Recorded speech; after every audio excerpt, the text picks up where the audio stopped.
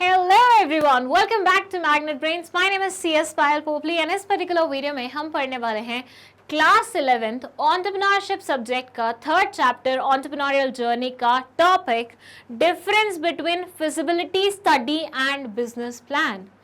Previous दो हमारी जो वीडियोस थी, एक में हमने पढ़ा फिजिबिलिटी स्टडी क्या होती है, उसमें क्या क्या इंक्लूडेड होता है, क्यों बनाई जाती है वो, एंड उसके टाइप्स क्या होते हैं। उसके बाद हमने देखा कि बिजनेस प्लान क्या होता है, क्यों बनाया जाता है, क्या पर्पसेस होते हैं उसके, और उसमें कौन कौन सी इंफॉर्मेशन इंसर्ट की जाती है। बट इन दोनों को पढ़ने से पहले हमने एक लाइन पढ़ी थी कि अक्सर बच्चे कंफ्यूज हो जाते हैं कि फिजिबिलिटी स्टडी बिजनेस प्लान से डिफरेंट कैसे है, क्योंकि दोनों में हम समवट सेम एस्पेक्ट्स देखते हैं, राइट। सो दोनों एक दूसरे से अलग कैसे हुए। तो यहाँ इस पर्टिकुलर वीडियो में मैं आपको दोनों के डिफरेंसेस समझाऊंगी और बताऊंगी कि क्यों फिजिबिलिटी स्टडी अलग से बनती है और बिजनेस प्लान अलग से बनता है। और इसके लिए हम लेंगे एक छोटा सा एग्जाम्पल। चलिए इमेजिन कीजिए, आप ही का एग्जाम्पल ले लेते हैं, ठीक है। इमेजिन कीजिए ये आप हैं स्माइलिंग चेहरे के साथ, और आपने अभी अभी अपनी 10th क्लास कंप्लीट की है। वैसे तो 10th के पेपर से पहले बच्चों को बड़ा प्रेशर होता है, क्योंकि फर्स्ट टाइम लाइफ में बोर्ड क्लास होती है और बोर्ड के एग्जाम देने होते हैं, काफ़ी बड़ी चीज़ हो जाती है। When I was in 10th ना, ऐसी हाइप क्रिएट की हुई थी कि 10th बोर्ड्स होते हैं, ये लाइफ का सबसे बड़ा एग्जाम है जो आप पहली बार देंगे। मतलब 10th से पहले तो आप ऐसे छुटर पुटर एग्जाम देते रहते हो ना, स्कूल लेवल वाले, तो ये तुम्हारी लाइफ का सबसे बड़ा एग्जाम होगा, ऐसी हाइप क्रिएट की हुई थी। बड़ी बुरी वाली बैंड बजी थी मेरी, मतलब मैं इतना डरती थी ना 10th क्लास को अटेम्प्ट करने से पहले। सो ऐसे मानिए 10th क्लास आपकी हो चुकी है, ठीक है, और वो जो लाइन बोली जाती है कि 10th क्लास तुम्हारे लिए सबसे ज्यादा प्रेशर वाली होती है, नहीं, सबसे ज्यादा प्रेशर तुम पे तब पड़ता है जब 10th क्लास खत्म होती है और उसके बाद तुम्हें जिंदगी का सबसे बड़ा फैसला करना होता है। क्यों ऐसा बोल रही हूं मैं? क्योंकि ये फैसले पे तुम्हारी बाकी की जिंदगी डिपेंड करती है। ये फैसला होता है कि तुम्हें इंजीनियर बनना है, या तुम्हें डॉक्टर बनना है, या तुम्हें CACS बनना है, या तुम्हें लिटरेचर या प्रोफेसर वगैरह बनना है। लिटरेचर फील्ड में जाना है या प्रोफेसर बनना है। देखो यूजुअली यही होता है ना, जो हम 11th 12th में चूज करते हैं उसके बाद हम वही लाइन पकड़ लेते हैं। अगर किसी ने PCM चूज किया तो वो इंजीनियरिंग वाली लाइन में जाएगा, किसी ने PCB चूज किया तो वो डॉक्टरी वाली लाइन में जाएगी, फार्मा वाली लाइन में जाएगी, किसी ने कॉमर्स चूज किया तो वो CACS CMA या लॉ वाली लाइन में जाएंगे, किसी ने आर्ट चूज किया तो वो हिस्ट्री पढ़ाना शुरू कर देंगे या जोग्राफी पढ़ाना शुरू कर देंगे, या जोग्राफी से रिलेटेड जो इंस्टीट्यूट्स होते हैं उसमें काम करना शुरू कर देंगे। यही होता है ना। बहुत ही रेयर चांसेस ऐसे होते हैं कि भैया PCM लेके बच्चे CACS कर रहे हो। वैसे आई नो फ्यू पीपल जिन्होंने PCM लिया था या PCB ली थी and then they switch to commerce field and then CACS करने लग गए वो लोग। लेकिन मैक्सिमम टाइम ऐसा नहीं होता। मैक्सिमम पीपल 10th के बाद ही जो डिसीजन लेते हैं उससे स्टिक्ड रहते हैं और उसी फील्ड में आगे बढ़ते हैं। तो ये तुम्हारी लाइफ का सबसे बड़ा डिसीजन होता है, क्योंकि इसके बाद तुम लाइफ में क्या करने वाले हो ये इसी पे डिपेंड करेगा। अब आप मुझे बताना एक चीज, इस डिसीजन को लेने से पहले, मतलब you are at this stage, तुम्हारी 10th क्लियर हो गई है, तुम्हें अब लाइफ का सबसे बड़ा फैसला लेना है। इस टाइम पे तुम्हारे दिमाग में क्या क्वेश्चंस आ रहे होंगे, सोच के देखो। तुमने तो अभी अभी फेस किया होगा जब 11th में चूज किया होगा कॉमर्स या फिर जो भी फील्ड तुमने चूज किया है, उस टाइम पे तुम्हारे दिमाग में क्या क्या थॉट्स थे। एक क्वेश्चन का आंसर देना। क्या तुम्हारे दिमाग में ये आ रहा था कि मुझे 11th क्लास में 95% लाना है, तो वो मैं कैसे ला सकता हूं? क्या तुम्हारे दिमाग में कहीं पे भी 1% ये आ रहा था कि मुझे 11th 12th क्लास में 95 एंड अबव लाने हैं, तो मैं वो कैसे ला सकता हूं? इसके लिए मुझे क्या क्या रिसोर्सेज लगेंगे, किसकी कौन कौन सी बुक्स लगेंगी, इसके लिए मुझे कैसे पढ़ना पड़ेगा, इसके लिए मुझे कौन कौन से मॉक्स देने पड़ेंगे। बताओ, क्या ये सब चीजें आ रही थी तुम्हारे दिमाग में? हाँ, मुझे पता है बहुत सारे लोग सोच रहे होंगे अरे क्या है लॉजिकल बात कर रही है मैडम। सो बिल्कुल सही सोच रहे हैं आप। ये बहुत ही इलॉजिकल चीज़ है जो मैंने अभी बोली। मैंने क्या बोला कि तुम यहाँ पे खड़े हो इस पॉइंट पे जहाँ पे you have to decide whether you want to take PCB, PCM, commerce या आर्ट, लेकिन तुम्हारे दिमाग में ये सारे थॉट्स चल रहे हैं। क्या ऐसा पॉसिबल है? आंसर है नहीं। तुम इस टाइम पे ये सब नहीं सोचोगे। तुम क्या सोच रहे होगे? तुम ये सोच रहे होगे कि अगर मैं पीसीएम लेता हूँ क्या वो मेरे अकॉर्डिंग सही बैठेगा? क्या अगर मैं पीसीबी लेता हूं तो क्या मुझे फ्यूचर में डॉक्टरी करनी है? क्या मैं डॉक्टरी कर सकता हूं? अगर मुझसे कोई पूछे तो मैं कर जरूर सकती थी डॉक्टरी, लेकिन पेशेंट्स को देखना, उनकी अजीबोगरीब बीमारियों को देखना एंड देन उसके बाद खाना खाना, दैट विल बी वियर्ड ना। मतलब एक बार मैं बताती हूँ, मेरे जीजू और मेरी दीदी दोनों डॉक्टर्स हैं। एक आंखों की डॉक्टर है, दूसरा एनेस्थीसिया वाले स्पेशलिस्ट है, ठीक है। तो अब क्या होता है कई बार, मतलब ऑब्वियसली जब वो यहाँ पे आते हैं हमारे घर पे रुकते हैं, हमारे घर के मतलब उनका भी घर हुआ, रुकते हैं घर पे, तो कई बार ऐसा होता है कि हम लोग जैसे मान लो रेस्ट वगैरह गए हैं, खाना खुना खा रहे हैं, तो अचानक से जीजू के पास फ़ोन आता है कि अरे सर हमारे बेटे को उल्टियाँ शुरू हो गई हैं, कौन सी दवाई दें। अब इमेजिन करो आप खाना खा रहे हो और कोई आपको बोल रहा है कि उनके बच्चे को उल्टियाँ स्टार्ट हो गई हैं। कैसा आएगा ना, फीलिंग कैसी आएगी, क्या क्या लगेगा एकदम से। या ऐसे इमेजिन करो किसी का फॉर से कुछ बहुत अजीब सा वियर्ड सा कुछ वुंड हुआ है, ठीक है, और तुम अभी उसको देख के आए हो, अभी तुमने उसकी पट्टी वट्टी करी है और उसके बाद तुम्हें इमीडिएटली खाना खाना है, दैट्स योर लंच टाइम, और उसी टाइम पे खाया जा सकता है। कैसा लगेगा खाना खाना? मतलब मैं तो बार बार इमेजिन करती रहूँगी कि कैसा लग रहा है। तो मेरे को समझ में आ जाएगा भैया पीसीबी वाली लाइन मेरे लिए नहीं बनी है, डॉक्टरी वाली लाइन मेरे लिए नहीं बनी है। पढ़ाई एक जगह है वो अपन कर सकते हैं, लेकिन ये सारी चीज़ें नहीं कर सकते। बट ऐसा बोला जाता है कि अक्सर, मतलब मैंने जितने भी डॉक्टर्स को देखा है यही बोलते हुए देखा है कि विद टाइम आप थोड़ा सा वो डेवलप कर लेते तो हो जाता है, ऐसा कुछ नहीं है। घिन तो हर किसी को आती है, लेकिन एक सर्टेन टाइम के बाद वो चली जाती है when you are used to it. But जो भी है, तो मुझे समझ में आ गया मुझे पीसीबी नहीं लेना, मेरी उसके साथ वाइब नहीं मैच करेगी। फिर मैंने बोला आर्ट्स लेना है क्या? मैंने बोला नहीं यार, इसमें तो हिस्ट्री होती है, हिस्ट्री तो बहुत पढ़नी पड़ती है, और ज्योग्राफी भी आज की बहुत कड़क होती है। जो लोग ना आर्ट्स को बहुत कम आंकते हैं ना, उनको मैं एक चीज़ बता दूँ, आर्ट्स में जो जो सब्जेक्ट आते हैं ना इतने बढ़िया होते हैं और इतने ज़बरदस्त होते हैं और इतना ज़्यादा उसके लिए एफर्ट्स लगाना पड़ता है, उतना मेरे ख्याल से इन दोनों में भी नहीं लगाना पड़ता, पीसीबी पीसीएम में, ठीक है।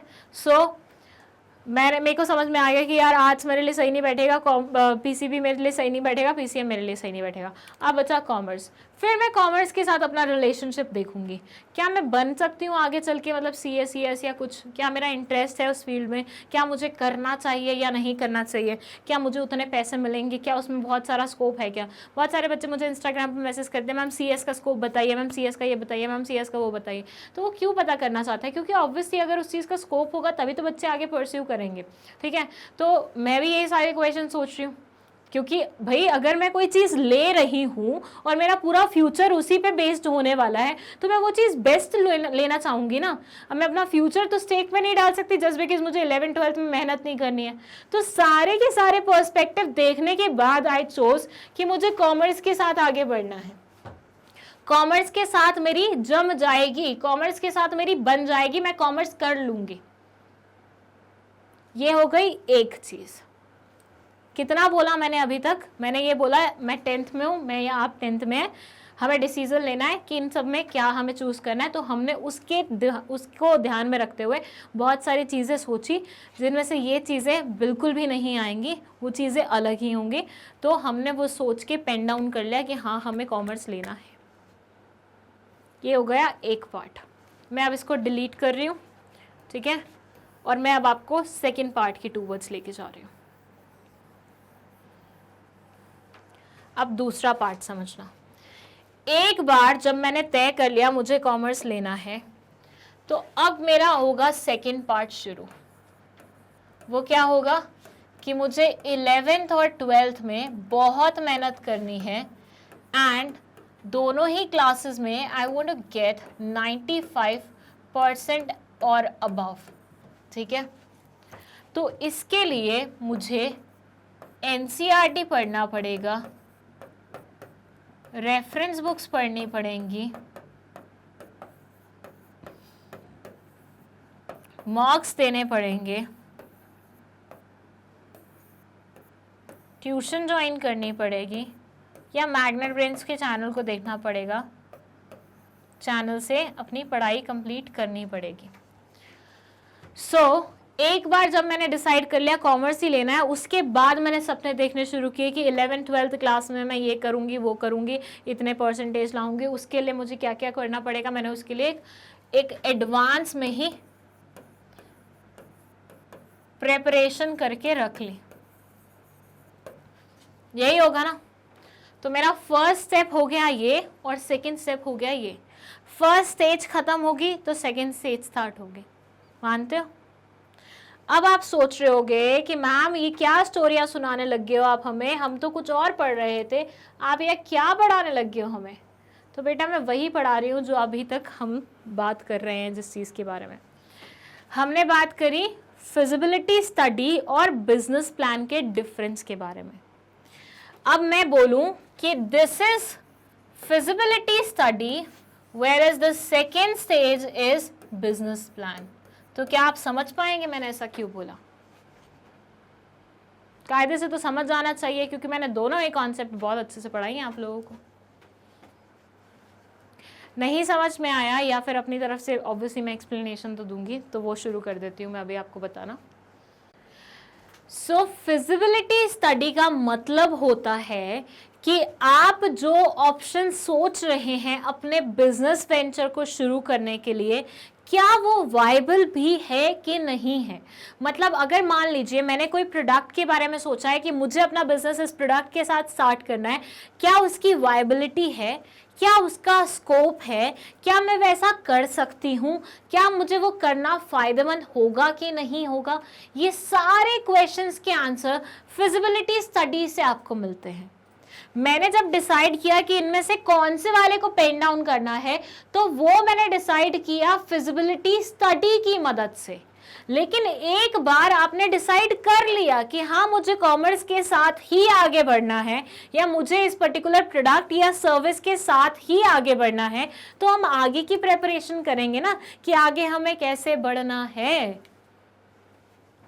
हमने ये 12th क्लास का वो लिया एग्जाम्पल कि भैया 95% लाना है, तो दैट्स बिजनेस का ऑब्जेक्टिव जो हम अचीव करना चाहते हैं।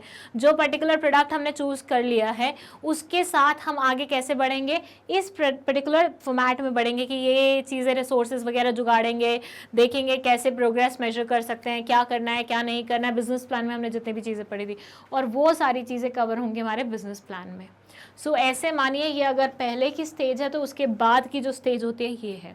इसमें हम किसी भी बिजनेस आइडिया की वायबिलिटी चेक करते हैं, वेयर एज उस बिजनेस आइडिया के साथ हमें आगे कैसे बढ़ना है वो हम बिजनेस प्लान में मेंशन करते हैं। Now I hope I am making sense to you people. एक में हमने डिसाइड किया कि हमें कॉमर्स लेना है या बाकी चारों में से कौन सा ऑप्शन चूज़ करना है, तो हमने पेन डाउन कर लिया कॉमर्स लेना है। और उसके बाद कॉमर्स में आगे क्या हमारे गोल्स हैं वो हम इधर देखेंगे बिजनेस प्लान में। ठीक है, बढ़ सकते हैं आगे। चलिए तो पॉइंट वाइज अब हम डिफरेंसेस देख लेते हैं फिजिबिलिटी स्टडी और बिजनेस प्लान के, जिसमें फर्स्ट जो पॉइंट है वो मीनिंग का है। They say a feasibility study is not the same thing as a business plan. Feasibility study और business plan दोनों same चीज नहीं होते हैं। The feasibility study would be completed prior to business plan. Feasibility study को आप business plan के पहले ही complete कर लेते हैं। This is feasibility study, this is business plan. आप feasibility study को पहले ही complete कर लेते हैं और उसके बाद business plan शुरू होता है। The feasibility study helps determine whether an idea or business is viable option or not. Feasibility study आपकी मदद करता है ये जानने में कि क्या कोई आइडिया या बिजनेस viable option है भी कि नहीं है। The business plan is developed after the business opportunity is created. Business plan को तब डेवलप किया जाता है जब business opportunity create हो जाती है। आप आइडियाज़ पे वर्क कर लेते हैं, बाकी सारी चीज़ें कर लेते हैं। अब अगर आपको इन सारी चीज़ों के बारे में नहीं पता है तो आपको फर्स्ट चैप्टर जाके देख लेना चाहिए एक बार। ठीक है, चलिए फर्स्ट मीनिंग कंफर्म हो गया कि भैया एक चीज खत्म होती है तो दूसरी शुरू होती है, एक चीज उससे पहले होती है, मतलब फिजिबिलिटी स्टडी बिजनेस प्लान के पहले होती है। सेकंड है objective. Before anything is invested in a new business venture, a feasibility study is carried out to know if the business venture is worth the time, effort and resources. अब एक नया business जब आप शुरू करने वाले होते हैं, न्यू बिजनेस जब आप शुरू करने वाले होते हैं, तो उससे पहले फिजिबिलिटी स्टडी की जाती है ये जानने के लिए कि क्या जिस बिजनेस वेंचर में आप अपना टाइम इन्वेस्ट करने वाले हैं, आप अपने एफर्ट्स लगाने वाले हैं, आप अपने रिसोर्सेज लगाने वाले हैं, क्या वो वाकई में वर्थ भी है कि नहीं है।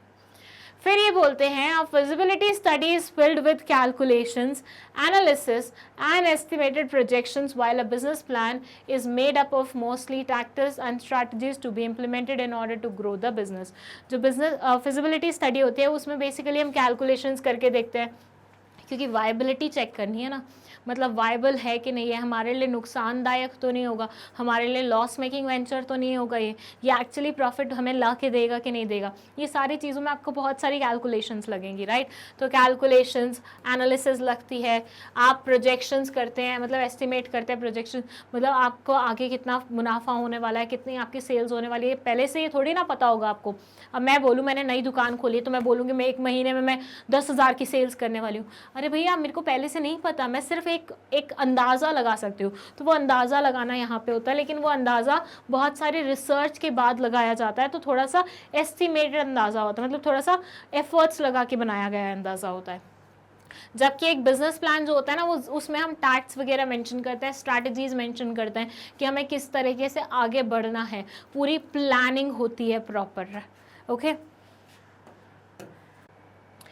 नेक्स्ट है लिंकेज, मतलब दोनों में क्या लिंक है फिजिबिलिटी स्टडी और बिजनेस प्लान में। तो ये बोलते हैं a feasibility study can readily be converted to a business plan.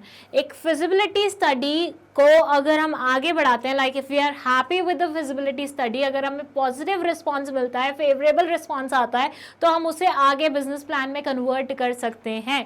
तो फिजिबिलिटी स्टडी से शुरुआत करते हुए एंडिंग हम बिजनेस प्लान के ऊपर कर सकते हैं। तो ये लिंक है इनका दोनों का। But obviously if we are not happy with the viability thing, then obviously we won't go for that particular business or that idea, और फिर वो business plan में convert नहीं हो पाएगा। लास्ट है हमारा बेनिफिट, कि दोनों का फायदा क्या होता है। फिजिबिलिटी स्टडी में ये बोलते हैं कि इससे आइडिया की वायबिलिटी पता चल जाती है, कि जिस बारे में आप सोच रहे हैं, जिस बिजनेस आइडिया के बारे में आप सोच रहे हैं, जिस पर्टिकुलर लाइन में जाना चाहते हैं, क्या वो वायबल है, क्या वो फ़ायदेमंद है, क्या वो एक्चुअली आपको रिजल्ट ला के देगी कि नहीं देगी। वेयर एज बिजनेस प्लान को हम ज़्यादा लाइक डीपली बनाते हैं, तो वो उसमें हम ग्रोथ और सस्टेनेबिलिटी देखते हैं कि कोई बिजनेस को अगर हम शुरू करेंगे क्या वो ग्रो कर पाएगा, क्या उसके ग्रोथ के प्रोस्पेक्ट्स हैं अच्छे, और सस्टेनेबिलिटी कितनी है, मतलब सस्टेन कर पाएगा इतने कंपटीशन में कि नहीं कर पाएगा। सस्टेन करने के लिए आपके पास स्ट्रैटेजीज क्या हैं, करवाने के लिए सस्टेन करवाने के लिए आपके पास स्ट्रैटेजीज क्या हैं, तो वो सारी चीज़ें हम बिजनेस प्लान में देखते हैं। ठीक है, तो 4 डिफरेंसेस थे इन दोनों ही पर्टिकुलर पॉइंट्स के। कंटेंट जो है बुक में फिजिबिलिटी स्टडी और बिजनेस प्लान का थोड़ा सा कम दिया हुआ है, दैट्स द रीज़न मैंने आपको एक एग्जाम्पल दे के पहले समझाया है। तो अगर मान लीजिए 4 नंबर का क्वेश्चन आता है और आप सिर्फ ये डिफरेंसेस लिखेंगे तो वो थोड़े से कम पड़ेंगे। तो आपको क्या करना होगा, पहले एक एग्जाम्पल देना होगा, उस एग्जाम्पल में एक्सप्लेन करना होगा कि ये स्टेज आपकी फिजिबिलिटी स्टडी है, ये स्टेज आपकी बिजनेस प्लान है, और उसके बाद ये सारे के सारे जितने पॉइंट्स हैं 4 ये लिख देना, पूरे 4 नंबर मिलेंगे डेफिनेटली। ठीक है, चलो फिर इस वीडियो को हम यहीं पे समाप्त करते हैं। और अगर आपने प्रीवियस वीडियो नहीं देखा है, जो कि आपको पहले देख लेना चाहिए था इस पर्टिकुलर वीडियो के, बट नहीं देखा है, तो उसके लिए आप जा सकते हैं उस लिंक पे जो कि डिस्क्रिप्शन बॉक्स में मेंशन है। इसके नेक्स्ट वीडियो जो होगा वो होगा सक्सेसफुल बिजनेस प्लान को कैसे एग्जीक्यूट किया जाता है, वो उसके बारे में। तो वो आप देख सकते हैं अगेन लिंक से, जो कि लिखा होगा नेक्स्ट वीडियो लिंक। ठीक है, इस पर्टिकुलर चैप्टर के नोट्स आप ले सकते हैं, गेट नोट्स फ्रॉम हियर करके एक लिंक दी हुई है डिस्क्रिप्शन बॉक्स में, वहाँ से। एंड साथ ही साथ अगर तुम्हें कोई भी वीडियो एक्सेस करने में दिक्कत जा रही है तो देयर इज़ अनदर वे, आप क्या कर सकते हैं, गूगल पे जा सकते हैं, मैग्नेट ब्रेन्स टाइप कर सकते हैं, magnetbrains.com जैसे ही आप टाइप करोगे आपको एक वेब पेज खुला हुआ दिख जाएगा कुछ इस तरह का। इसमें आपको जाना है CBSE K-12 इंग्लिश मीडियम पे, यहाँ से आप जाएंगे क्लास 11th पे। ठीक है, अगर आप नहीं देख पा रहे तो थोड़ा मोटा कर दो इसको। क्लास 11th पे जाएंगे, 11th पे जैसे ही आप क्लिक करेंगे आपको 11th के सारे फैकल्टीज दिख जाएंगे। पहले साइंस वाले दिखेंगे, उन्हें इग्नोर करना है और आपको जाना है यहाँ पे बिजनेस स्टडीज़ में या फिर एंटरप्रेन्योरशिप में, जो भी आपको सब्जेक्ट कॉमर्स का देखना है, बिजनेस स्टडीज़ या entrepreneurship, even for that matter accounts, economics, कोई भी देखना है तो वो यहाँ पे सारे आपको लाइन से मिल जाएंगे। फिर आपको जाना है वॉच नाउ पे। वॉच नाउ पे जैसे ही आप क्लिक करेंगे आपको सारे के सारे चैप्टर्स ऐसे लाइन से दिख जाएंगे। हर चैप्टर में कितने वीडियोस बने हुए हैं वो आपको पता चल जाएगा, हर वीडियो की ड्यूरेशन क्या है वो आपको पता चल जाएगी। आपको बस वीडियो पे क्लिक करना है, उस टॉपिक की वीडियो देखनी है और अपने डाउट्स को क्लियर करना है, और अगर फिर भी कोई डाउट रह जाता है कमेंट सेक्शन में लिख देना उसे। एंड साथ ही साथ मैग्नेट ब्रेन्स को थैंक यू बोल देना है, क्योंकि मैग्नेट ब्रेन्स आपको दे रहा है 100% फ्री एजुकेशन, तो इस चीज़ का भरपूर फ़ायदा उठाइए। And thank you so much for watching this video.